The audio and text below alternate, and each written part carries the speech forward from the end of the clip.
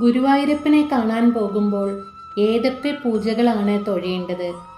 ഓരോ പൂജയ്ക്കും എന്തൊക്കെയാണ് ഫലങ്ങൾ? ഏതൊക്കെ സമയത്താണ് തൊഴേണ്ടത്? എപ്പോഴാണ് സുഖമായി തൊഴാൻ പറ്റുന്നത്?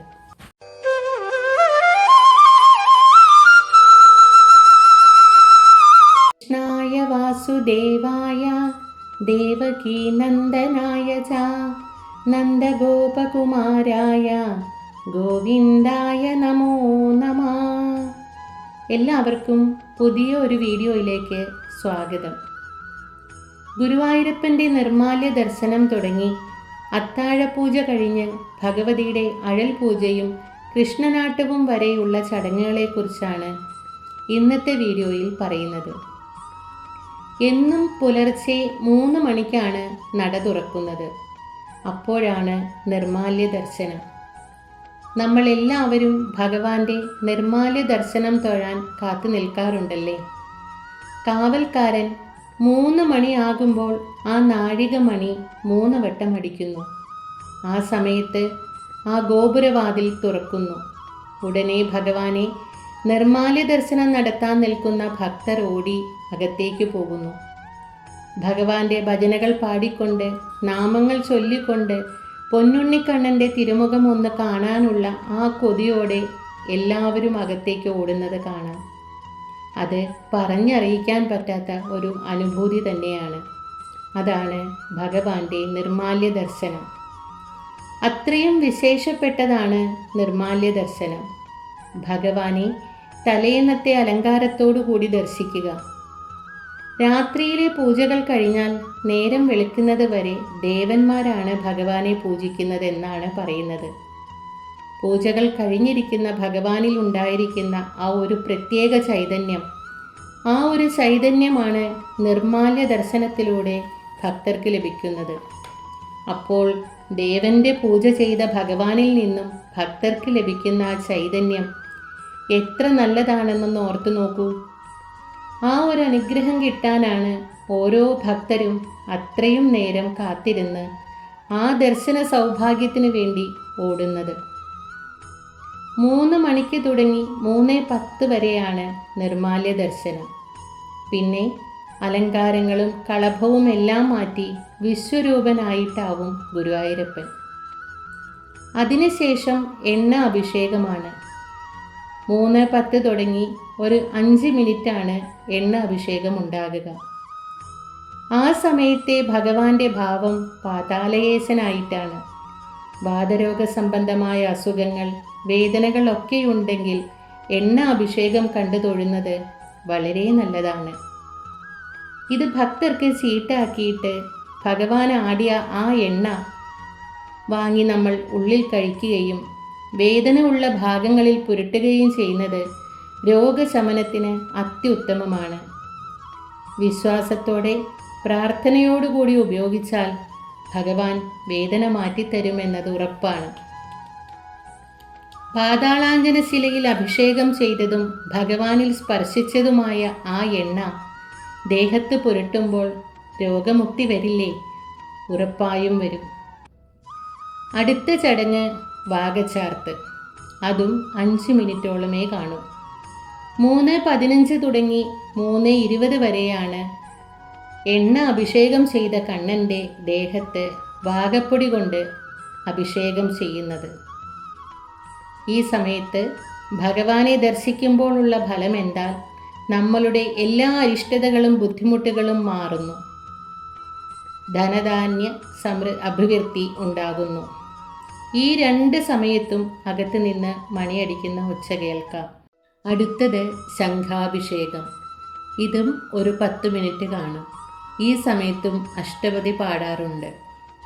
ഇത് ഭക്തർക്ക് ഷീട്ടാക്കാവുന്നതാണ്. സപ്തശുദ്ധി എന്ന പേരിലാണ് ഇത് ഷീട്ടാക്കേണ്ടത്. പ്രത്യേക മന്ത്രങ്ങളോടുകൂടി ഓദിക്കന്മാരാണ് ഇത് ചെയ്യുന്നത്. നമ്മുടെ അശുദ്ധിയെല്ലാം നീക്കം ചെയ്യാനാണ് ഈ വഴിപാട്. അതായത് നമ്മുടെ വാക്ക്, മനസ്സ്, പ്രവൃത്തി, ചിന്തകളൊക്കെ നീക്കം ചെയ്ത് ശുദ്ധി വരുത്തുക. അടുത്തത് സ്വർണ്ണ കുംഭാഭിഷേകമാണ്. സ്വർണ്ണക്കുടത്തിൽ ഭഗവാന് അഭിഷേകം നടത്തുന്നു. അത് കഴിഞ്ഞാൽ മലർ നിവേദ്യം. 3:30 ആകുമ്പോഴാണ് ഈ ചടങ്ങ് നടക്കുന്നത്. ഈ ചടങ്ങ് എണ്ണയൊക്കെ തേച്ച് കുളിച്ചു നിൽക്കുന്ന കണ്ണന് വിശക്കില്ലേ? അപ്പോൾ കണ്ണന് വെള്ളിത്തളികയിൽ മലരും കദളിപ്പഴം, ശർക്കര ഒക്കെ കൂമ്പാരം പോലെ വെച്ച് നേദിക്കുന്നു. ഇത് ശിവേലി കഴിഞ്ഞു വരുന്ന ആനയ്ക്കാണ് കൊടുക്കുന്നത്. ഈ ആനയ്ക്കാണ് അതിനുള്ള അവകാശം. ശേഷം അലങ്കാരമുണ്ട്. ഒരു പട്ടുകോണകമൊക്കെ ഉടുത്ത് ഉണ്ടമാല, തിരുമുടിമാലയൊക്കെ അണിഞ്ഞുള്ള ഉണ്ണിയുടെ കയ്യിൽ ഒരു താമരപ്പൂവോ അല്ലെങ്കിൽ ഒരോടക്കുഴലോ ഉണ്ടാകും. നേദ്യം കഴിഞ്ഞ് 4 മണിക്ക് നട തുറക്കും. 4:30 വരെ ആണ് തുറന്നിരിക്കുന്നത്. അപ്പോൾ ഭക്തർക്ക് കണ്ണനെ കാണാനുള്ള അവസരമുണ്ടാകും. 4:30 ഉഷപ്പൂജ നേദ്യം. വലിയ ഉരുളിയിൽ ആണ് വെള്ളനേദ്യം. സ്വർണ്ണപാത്രത്തിൽ നെയ്പായസം, ഒപ്പം കദളിപ്പഴം, ശർക്കര, നാളികേരം ഒക്കെ കാണും. 4:45 തുടങ്ങി 5:45 വരെ ഭക്തർക്ക് വീണ്ടും കണ്ണനെ ദർശിക്കാൻ സാധിക്കും. ഇതിനിടയ്ക്ക് കൃത്യം 5 മണിക്ക് കേളികൊട്ടുണ്ടായിരിക്കും. 5:45 ഉഷപ്പൂജയാണ്. ഈ സമയത്തും അഷ്ടപതി പാടാറുണ്ട്.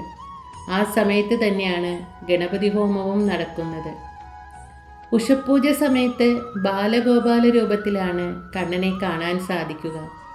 6:20 ഉഷപ്പൂജ കഴിഞ്ഞ് നട തുറക്കുക. പിന്നെ ശീവേലിയായി. കീഴ്ശാന്തി തിടമ്പുമായി വന്ന് ആനപ്പുറത്ത് കയറി 3 പ്രദക്ഷിണം വയ്ക്കുന്നു. ആ സമയം ഭക്തർ ഭഗവാന്റെ കീർത്തനങ്ങളും നാമങ്ങളും ഭജനകളും എല്ലാം പാടി ഭഗവാൻ പോകുന്നതിന് പിന്നാലെ പ്രദക്ഷിണം വയ്ക്കുന്നു. ഇത് വളരെ നല്ലതാണ്. ശേഷം ഭഗവാൻ അകത്തേക്ക് പോകുന്നു. എന്നിട്ടാണ് പാലഭിഷേകവും നവകാഭിഷേകവും. പാലഭിഷേകം കണ്ടു തൊഴുതാൽ നേത്രരോഗം മാറും എന്നാണ് വിശ്വാസം.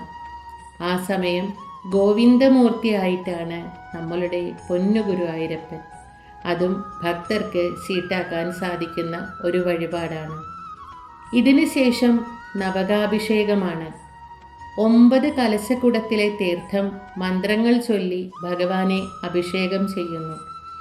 ആ സമയം ഭഗവാൻ പരബ്രഹ്മമൂർത്തിയായിട്ടാണ് നമ്മൾക്ക് ദർശനം തരുന്നത്. നമ്മളുടെ മനസ്സിലെ ദുശ്ചിന്തകളെ മാറ്റി മനസ്സ് ശുദ്ധീകരിക്കാൻ നവകാഭിഷേകം കണ്ടു തൊഴുന്നത് വളരെ നല്ലതാണ്. പിന്നെ പന്തീരടി പൂജയാണ്. പന്തീരടി എന്ന് പറഞ്ഞാൽ 12 അടി എന്നാണ് അർത്ഥം. വെള്ളനേദ്യം, ശർക്കര പായസം ഒക്കെയാണ് ഈ സമയത്ത് ഭഗവാന് നേദിക്കുന്നത്. 9 മണിയാകുമ്പോൾ പൂജകളെല്ലാം കഴിഞ്ഞ് നട തുറക്കുന്നു. 9 മണി തുടങ്ങി 11:30 മണി വരെ ഭക്തർക്ക് ഭഗവാനെ സുഖമായി ദർശിക്കാൻ കഴിയും. 11:30 മണിക്ക് ഉച്ചപൂജ നേദ്യം. ആ സമയത്ത് ഒരുപാട് വിഭവങ്ങൾ കണ്ണൻ്റെ മുമ്പിൽ നേദിക്കാൻ വയ്ക്കും. ഒരു വിഭവസമൃദ്ധമായ സദ്യ തന്നെയാണ് ആ സമയം കണ്ണന് കൊടുക്കുക. ശേഷം ഉച്ചപൂജയാണ്.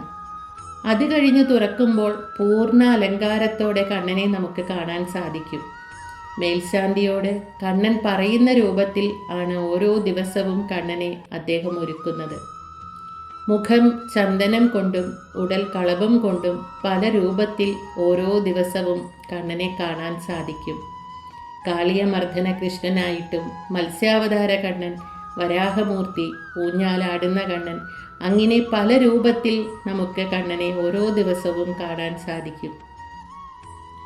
ആ സമയത്തെ ദർശനം സർവാഭീഷ്ടവും തരുന്ന ഗുരുവായൂരപ്പനായിട്ടാണ്. അത് ഉച്ചപൂജ അലങ്കാര ദർശനത്തിൻ്റെ ഫലം കൂടിയാണ്. ശേഷം 2:30 നടയടയ്ക്കും. പിന്നീട് നട തുറക്കുന്നത് 4:30 മണിക്കാണ്. അവധി ദിവസങ്ങളാണെങ്കിൽ അത് 3:30 മണിക്കും തുറക്കുന്നതാണ്. ആ സമയത്താണ് ഉച്ചശിവേലി.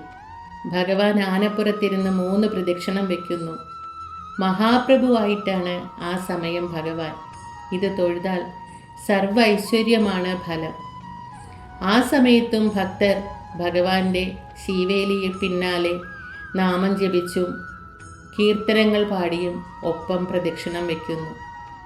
പിന്നെ നടക്കുന്നത് ദീപാരാധനയാണ്. 6:30 മണിക്കാണ് ദീപാരാധന സമയം. അസ്തമയ സമയമാണ് കണക്ക്. കുഞ്ഞു കുട്ടികൾക്ക് നമ്മൾ ഒഴിഞ്ഞിടുന്നത് പോലെ സന്ധ്യാസമയം ഭഗവാനെ ആരതി ഒഴിയുന്നു. ഉണ്ണിക്ക് കണ്ണ് തട്ടിയിട്ടുണ്ടെങ്കിലോ പകൽ മുഴുവനും എല്ലാവരും കണ്ണനെ കണ്ട് എന്തൊരു ഭംഗിയാ ഉണ്ണി നിന്നെ കാണാൻ എന്നൊക്കെ പറയുന്നതല്ലേ. ഈ സമയം ഭഗവാൻ മോഹനരൂപനായിട്ടാണ്. ദാമ്പത്യകലഹം, ദാമ്പത്യ സൗഖ്യം, ഇതിനൊക്കെ ദീപാരാധന കണ്ടു തൊഴുന്നത് വളരെ നല്ലതാണ്. 7:30 മണിക്ക് അത്താഴപൂജയാണ്. ഈ സമയം തൊഴുതാൽ ഉദരസംബന്ധമായ അസുഖങ്ങൾ മാറും എന്നാണ് വിശ്വാസം. ആ സമയത്ത് അപ്പം, അട, പാൽപ്പായസം എല്ലാം ഭഗവാന് നേദിക്കുന്നു. ഒപ്പം താമ്പൂലം കൂടി നേദിക്കുന്നു. 8 കഴിഞ്ഞ് നട തുറക്കും. 9 മണി വരെ എല്ലാവർക്കും തൊഴാൻ സാധിക്കും. ശേഷം വിളക്കിനെഴുന്നള്ളിപ്പ്. ചുറ്റുവിളക്കോടുകൂടി പ്രൗഢഗംഭീരമായിട്ടാണ് വിളക്കിനെഴുന്നള്ളിപ്പ്. അതിനുശേഷം ഭഗവാൻ അകത്തേക്ക് പോകുന്നു. എന്നിട്ടാണ് തൃപ്പുക എന്ന ചടങ്ങ് തുടങ്ങുക. ഉറങ്ങും മുന്നേ അഷ്ടഗന്ധം ഒക്കെ പുകയ്ക്കുന്നു. ആ കൊടിവിളക്കിലെ നെയ്യ് ഭക്തർക്ക് പ്രസാദമായി നൽകുന്നു. തുലാഭാര കൗണ്ടറിൻ്റെ അടുത്താണ് ഇത് കൊടുക്കുന്നത്. ബുദ്ധിശക്തിക്ക് ഇത് വളരെ നല്ലതാണ്. അത് കഴിയുമ്പോൾ 10 മണിയാകും. നട അടച്ച ശേഷമാണ് ഭഗവതിക്ക് അഴൽ നിവേദ്യം. നമ്മുടെ എല്ലാ ദുഃഖങ്ങളും ദുരിതങ്ങളും ഭഗവതിയെ ഏൽപ്പിച്ച് നമ്മൾ സ്വഗൃഹത്തിലേക്ക് മടങ്ങുന്നു. അവിടെ നേദ്യം വേവിക്കാത്ത വസ്തുക്കളാണ്. അരി, നാളികേരം, അഗ്നി, ഇതൊക്കെയാണ് ഭഗവതിക്ക് നേദിക്കുന്നത്. ശക്തിസ്വരൂപിണിയായ ഭഗവതിയെ എല്ലാ ദുഃഖങ്ങളും നമ്മൾ ഏൽപ്പിക്കുന്നു. അതിനുശേഷമാണ് കൃഷ്ണനാട്ടം. ചൊവ്വാഴ്ച ഒഴികെ എല്ലാ ദിവസവും കൃഷ്ണനാട്ടമുണ്ട്. 8 കളികളാണ് ഒരു ദിവസം. ഇതെല്ലാമാണ് ഗുരുവായൂരപ്പൻ്റെ ഒരു ദിവസത്തെ പൂജകളും പൂജാസമയങ്ങളും പൂജകൾ കണ്ട് തൊഴുതാലുള്ള ഫലങ്ങളും. എല്ലാവർക്കും ഗുരുവായൂർ വന്ന് എല്ലാ പൂജകളും തൊഴുവാനും ഭഗവാന്റെ അനുഗ്രഹം ലഭിക്കാനും സാധ്യമാകട്ടെ എന്ന് പ്രാർത്ഥിക്കുന്നു.